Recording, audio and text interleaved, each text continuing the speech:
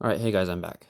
Okay, so in the last video, we ended with people who can buy these things called stock certificates, and that's like another form of loaning money or lending money into a business. And a stock or a stock certificate is like it's something that that tells you you own a very small portion of a business or a company, or you own a share of it. Like, and that's where the word share comes in. Like you share a part of a business. And since you loan your money to it, if you invest in a company that is successful, well, guess what? You get to earn a little more money or a reward. You get to earn some of your money back.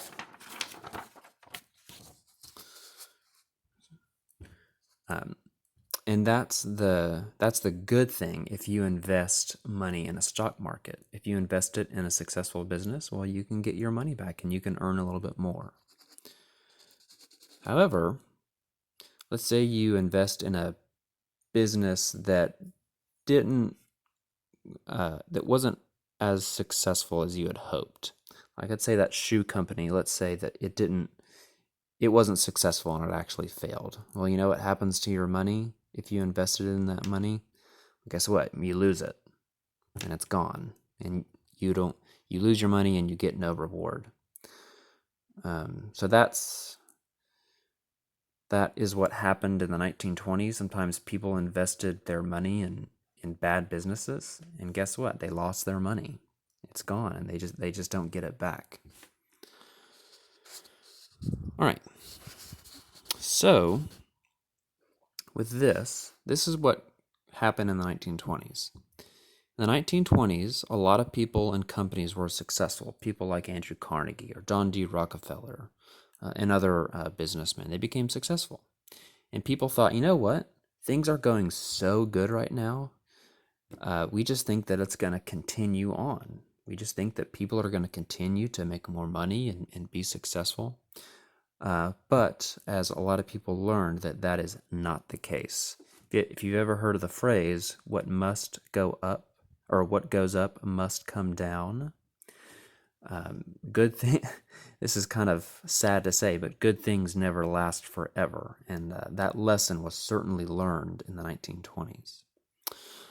But because people thought that their businesses and their successes would go on for a long time, people didn't really think twice about putting their money in the stock market or putting their money in businesses and loaning out money.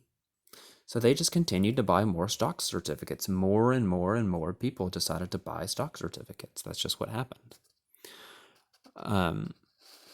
Now, unfortunately, more people who buy stocks means that those stocks aren't worth that much. So I kind of want you to think about this. Let's say that you bought the fancy new iPhone and you bring it into school and you think you're the coolest guy in the school because you've got this new awesome product and it's special and everybody wants to see it, and kind of maybe it makes you popular in the school or whatever. But you start realizing after a while more and more people want that product and they start buying that iPhone. And then all of a sudden you kind of think, oh man, this iPhone isn't as special anymore. Um, it's not as new and it's not as unique because everybody has it. And that kind of is the same thing with stocks. The more and more stocks that are being bought in a certain company, the more and more people that are buying stocks just kind of means, well, those stocks aren't maybe as important as they used to be. They're not worth that much, perhaps. Um, so that's so when people finally realize that the stocks that they bought aren't worth that much, guess what they try to do? they try to sell their stocks and they try to get rid of it because they don't want to be stuck with something that's not worth that much. If you've ever thought about, old stuff that may just sit in your attic or sit in your room, you may think, "Oh man, I don't want to have this stuff anymore. It's not worth anything to me anymore. It's not important to me. So what do I want to do? I want to get rid of it." Or if you're smart, if you're business minded, maybe you can sell it. Maybe somebody else might find it. Maybe somebody else might find it important. Maybe somebody else will think it is worth a lot, and they'll spend money for it.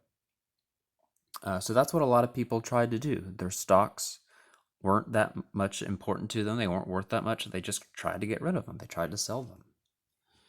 But unfortunately, because their stocks weren't worth very much, they couldn't sell them for a lot of money.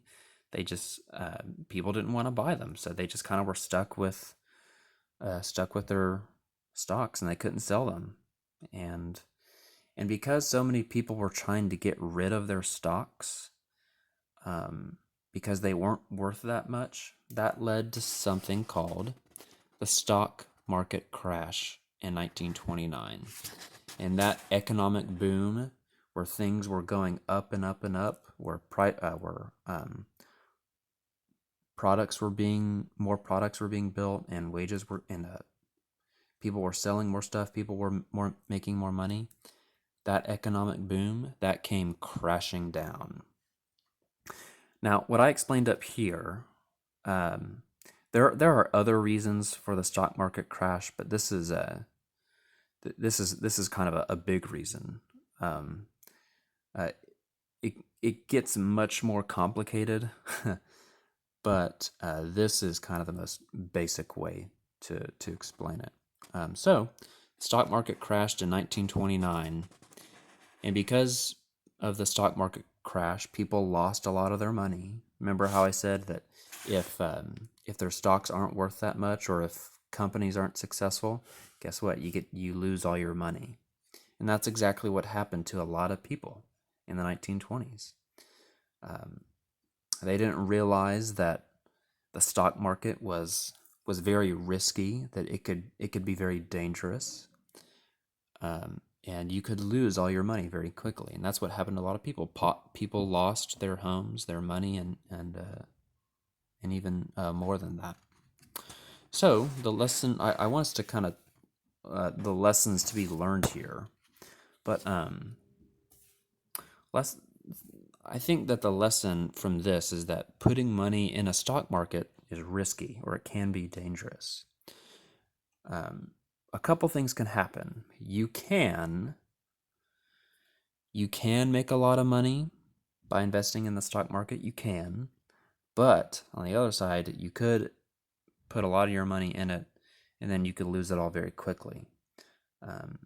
If you know what the stock market, if you've ever seen stock markets today, they go up and down, they go up and down, up and down, up and down. And it's kind of hard to tell, well, what companies are going to be successful or not, because there's a lot that goes into it. So that's kind of the lesson that I think people learn from the stock market.